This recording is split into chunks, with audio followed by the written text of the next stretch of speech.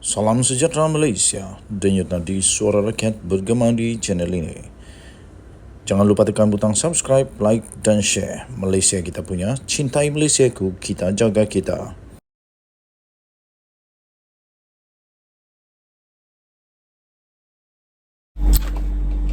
Salam sejahtera Malaysia.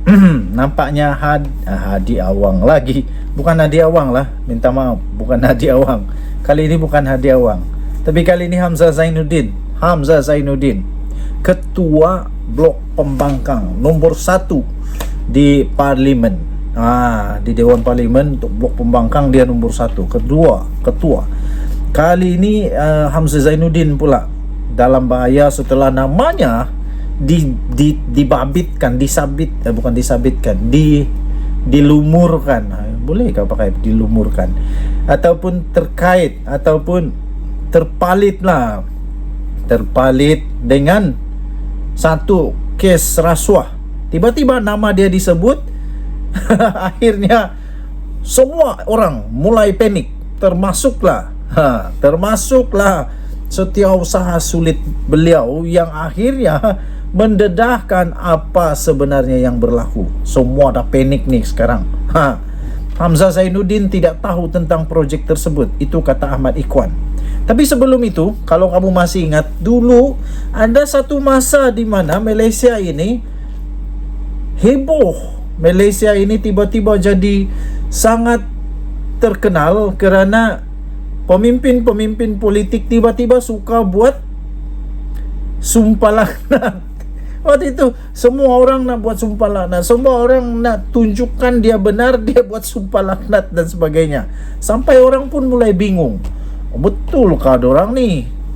Sampai orang pun susah jugalah mau buat andaian kan. Sebab kalau buat sumpah laknat maksudnya dia betul-betul berani untuk menunjukkan dia tak bersalah. Tapi akhirnya mahkamah kata lain.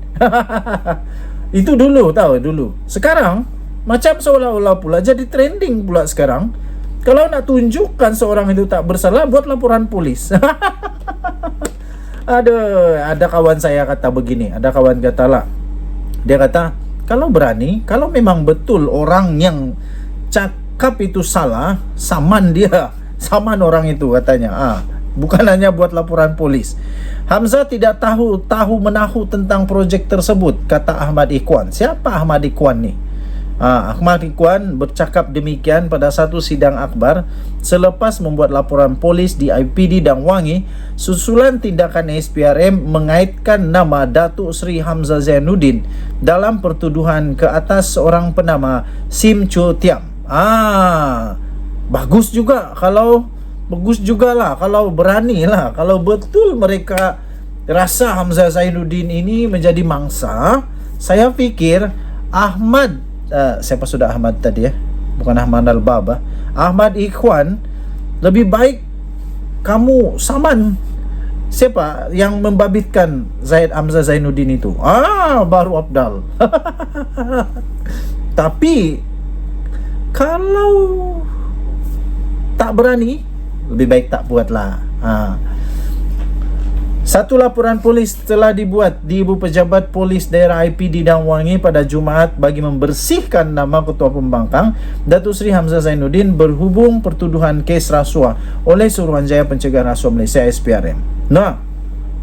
Ini adakah mereka sedang kata bahawa SPRM buat pertuduhan yang salah?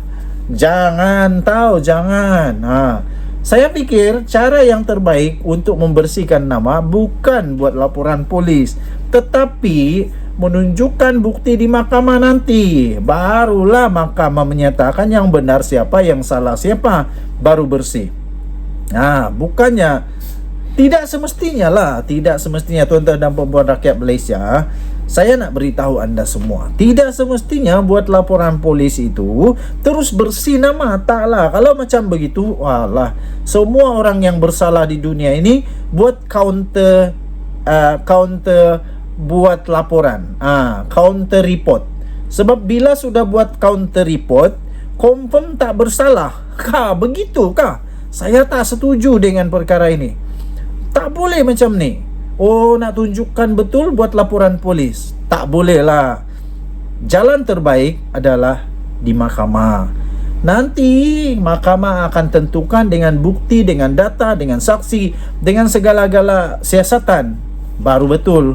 Bukannya pergi buat laporan polis. Aduh. Setiausaha sulitnya Ahmad Ikhwan Fadli mendakwa nama ahli parlimen Larut itu secara salah dan jahat dikaitkan dengan 4 pertuduhan rasuah membabitkan projek-projek Kementerian Dalam Negeri KDN yang pernah diterajuinya. Katanya Hamzah Zainuddin sebenarnya tidak tahu apakah projek yang menjadi hal dalam pertuduhan tersebut.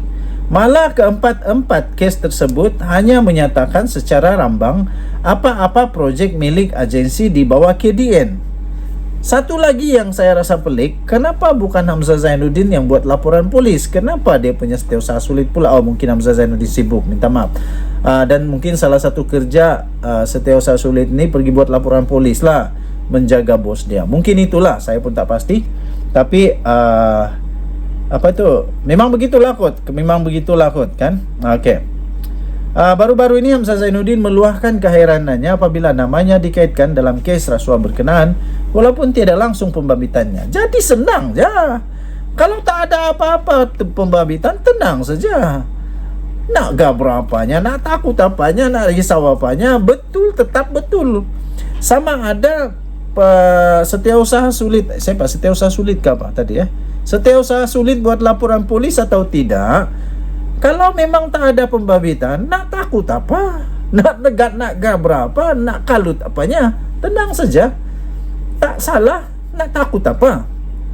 Saya pikir kalau memang Hamzah Zainuddin tak buat apa-apa salah, tenang, tak perlu takut. Jadi setiausaha sulit pun tenang, tak perlu takut. Kecuali kalau memang adalah. Tapi saya pikir pihak SPRM tahu apa yang mereka lakukan lah. Pihak SPRM tak akan senang-senang buat benda-benda yang tak betul macam tu. Jadi kalau tak puas hati juga, jumpalah SPRM di mahkamah, kan senang. Turut terbabit seorang ahli perniagaan bergelar Datuk Seri yang menghadapi pertuduhan dalam kes yang sama kerana menerima rasuah berjumlah 15 juta ringgit bagi mendapatkan projek agensi di bawah KDN. Sebenarnya, macam mana kes itu boleh ada? Kalau tak ada, macam mana nama Hamzah Zainuddin tersebut kalau tak ada? Jadi nanti akan ditentukan di mahkamah. Okey.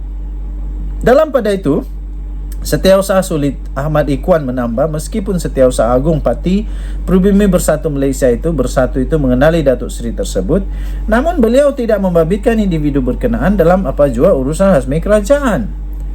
Justru beliau menegaskan bahawa tiada sebarang suapan diterima antara Hamzah dengan individu itu. Sekali lagi, jangan kalut, jangan gabra, jangan risau, jangan panik.